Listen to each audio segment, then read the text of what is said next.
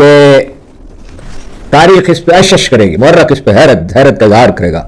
कोई अगले जमाने में कोई पेलो पायलो आएगा, कोई शेक्सपियर आएगा, कोई बर्नार्ड शॉ आएगा और इस पे लिखेगा।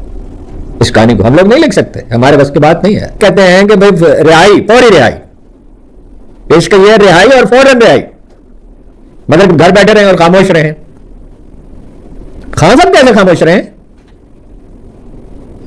आतिशदान में बहुत सी लकड़ियां डाली, आग सुलगाई और सुलगाते ही रहे और फिर उससे कहा आतिशदान हमें ठंडी हवा दे। यानी क्या नहीं हुआ?